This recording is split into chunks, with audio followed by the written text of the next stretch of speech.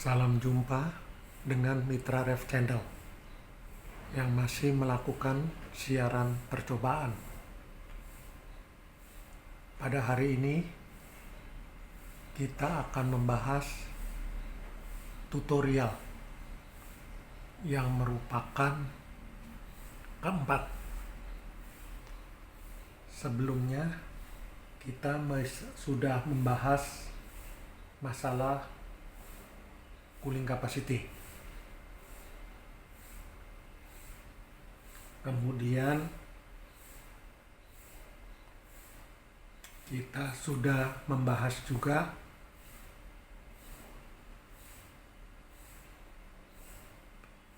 dasar-dasar refrigerasi, 4 komponen utama.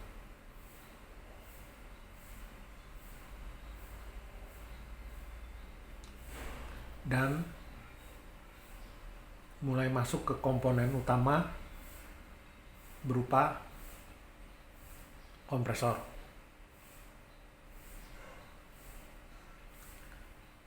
Yang keempat ini tentu kita akan membahas masalah setelah kompresor, tentu kondensor.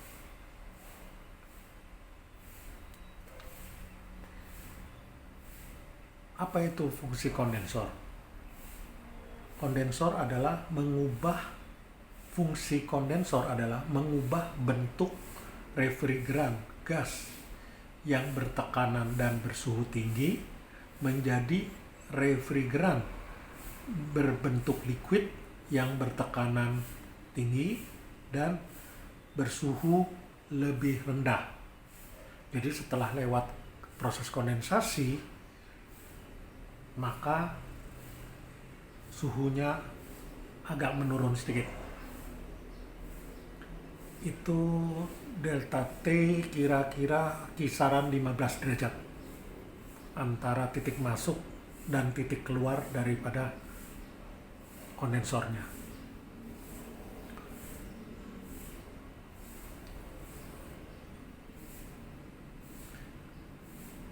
Ada berbagai varian kondensor seperti air cool kondensor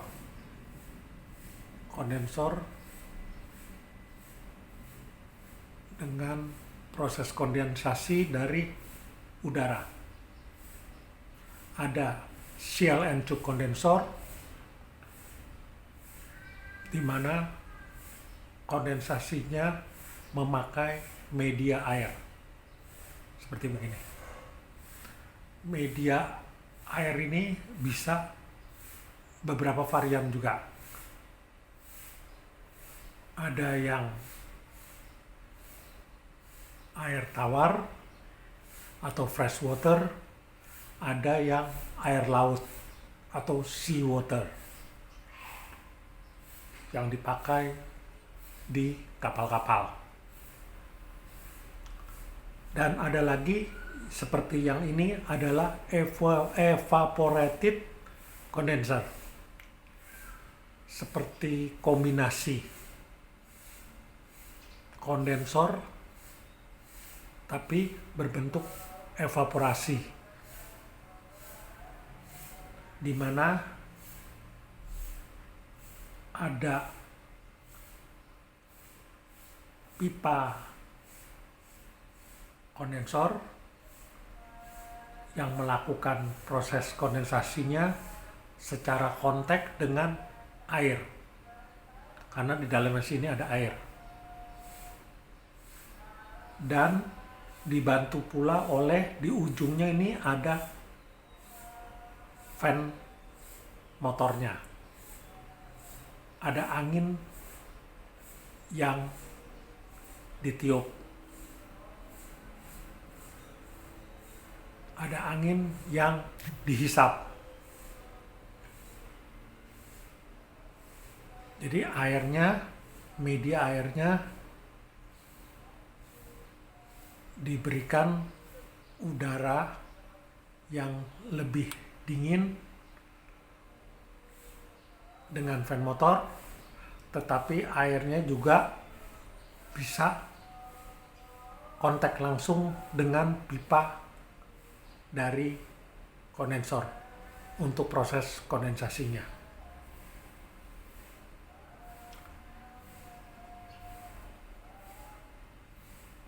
Biasanya ini dipakai pada kapasitas yang lebih besar. Karena maintenance-nya pasti akan lebih sedikit perlu perhatian atau lebih ruwet bagaimana memelihara airnya, bagaimana memelihara supaya sirkulasi anginnya juga baik. Tetapi di balik itu pasti kapasitasnya juga akan jauh lebih besar.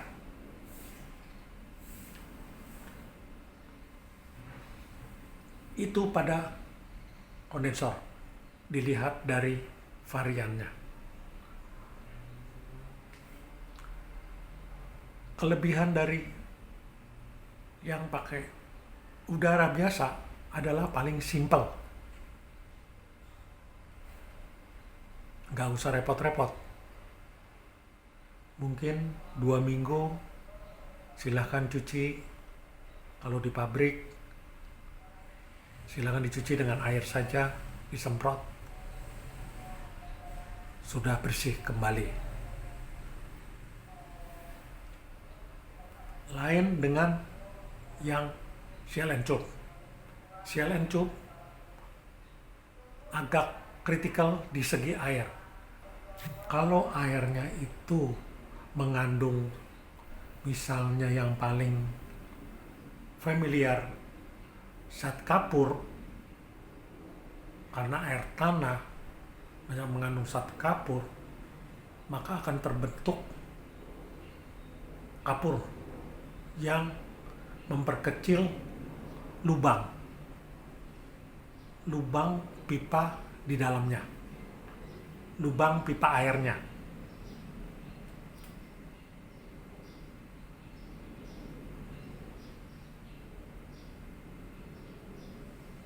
Itu yang akhirnya mengurangi kapasitas daripada kondensornya. Nah, itu yang perlu perawatan. Biasanya mungkin paling sedikit 2 sampai 2 bulan harusnya mulai dirojok, istilahnya di lapangan. Memakai sikat kondensor dari kuningan. Jadi benar-benar masalah air ini harus diperhatikan. Maintenance-nya harus lebih kritikal, harus lebih rajin. Bedanya dengan di sini adalah di sini memakai lubang yang lebih kecil-kecil. Kalau di sini orang bisa masuk ke dalam, nyemplung, bawa sikat, bisa disikat tok sela-selanya itu. Jadi jauh lebih mudah sebenarnya evaporated condenser. Tapi biasanya ini memang untuk kapasitas yang besar-besar sekali. Karena ya seperti tadi kita ngomong, perawatannya juga lebih banyak. Ada airnya, ada anginnya, sirkulasi anginnya. Jadi variabelnya lebih banyak. Pada kondensor, fungsinya akan terbagi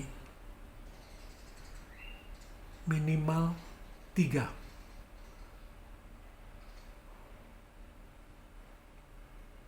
Yaitu dengan high temp kondensor, medium temp kondensor, dan low temp kondensor.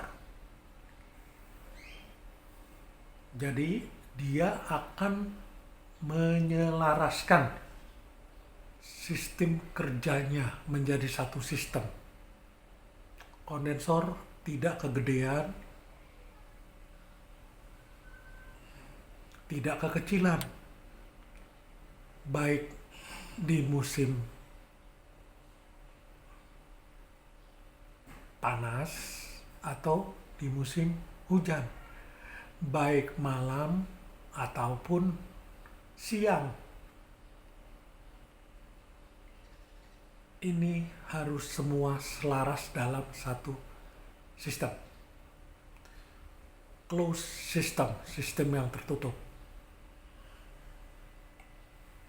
Karenanya harus diperhatikan benar-benar. Kita kembali lagi. High temperatur kondensor, medium temperatur kondensor, dan low temperatur kondensor harus benar-benar diperhatikan. Jangan sampai, wah iya, kalau pagi saya masih full kondensornya. Begitu siang agak kepanasan. Jam 1, jam 2 pressure, tekanan menjadi naik. Itu trouble-nya. Atau terbalik. Saat cuaca mulai dingin, saat malam hari, kerepotan, matiin fan motornya.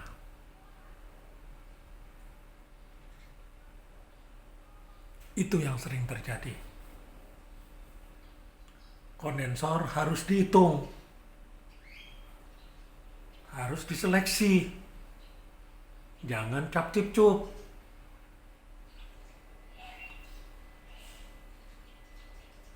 Sama juga tubuh kita. Kuku yang sakit, satu badan pun bisa sakit. Ini juga sama, apalagi ini kondensor masih komponen utama. Itu yang harus benar-benar dikritisi.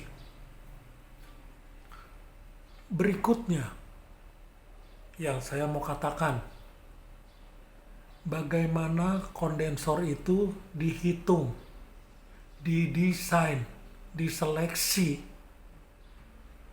supaya selaras tepat. Jangan sampai percaya bongkoan tok. Si A ngomong, ini kondensor untuk cold storage. Si B ngomong, ini kondensor untuk minus 25. Si C ngomong, pemakaian kondensor itu mulai temperatur medium, range medium sampai range low temperatur sama. Gagal paham, amburadul. Itulah akhirnya banyak trouble karena kondensor ini. Kondensor harus dihitung, diseleksi dengan benar, dengan tepat.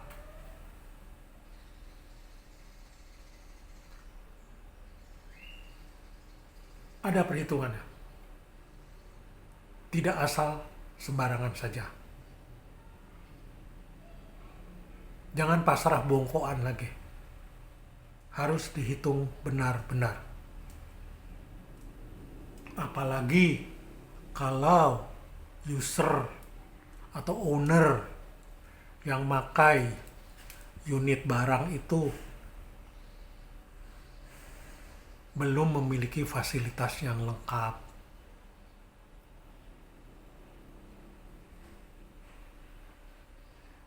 akhirnya aplikasi pemakaian range-nya yang harusnya tetap ada keterbatasan-keterbatasan, ditarik lebih panjang lagi, ditarik lebih lebar lagi. Namanya cold storage, namanya freezer room untuk holding, ditarik menjadi semi blast freezer yang kalau Badan POM bilang tidak ada istilah itu. Semi blast freezer itu tidak boleh kecuali hanya sekedar penyimpanan bulk yang seolah-olah dijual di pasar eceran.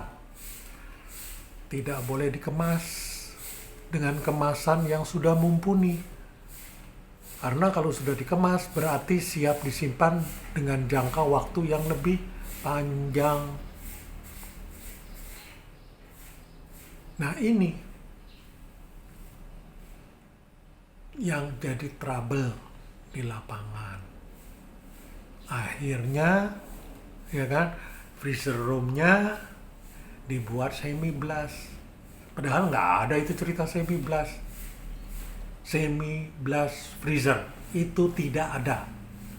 Karena semua blasting, semua pembekuan harus mencapai titik minus 35 derajat Celcius.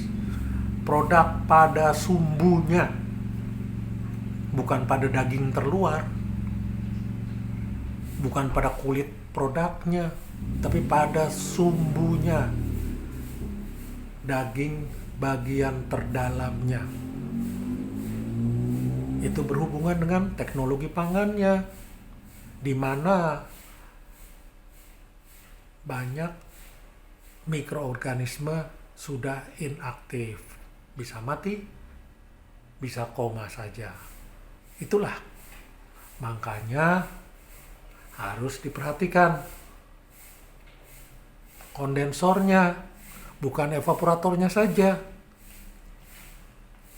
Karena saat kondensor di temperatur medium, tentu kapasitasnya akan berbeda. Tapi kalau dia sudah di holding terus, pabrik itu memiliki fasilitas produk yang sudah lengkap, tentu akan pertimbangan lain lagi. Gitu loh. Ya, jadi minimal kondensor itu harus dibagi ke medium temperatur, low temperatur, high temperatur. Nah, mengingatnya bagaimana? Gampang. Medium, high, low. Kita ingat di mediumnya saja. Di mana medium temperatur adalah mulai dari 10 derajat Celcius sampai ke minus 10 derajat Celcius. Itu yang dibilang medium temperatur. Nah, di atas itu, itulah yang dibilang high temperatur. Di bawahnya, dengan temperatur lebih, minus yang lebih dingin, minus 10 ke bawah, sampai minus 30-an, itulah yang dibilang low temperatur. Itu intinya. Jadi mulai sekarang jangan pasrah bongkoan ya sama si A, si B, si C, siapapun, jangan. Oke, hari ini kita sudah tutorial yang keempat membahas soal kondensor. Saya rasa cukup. Sampai jumpa, sampai pada pertemuan berikutnya. Terima kasih.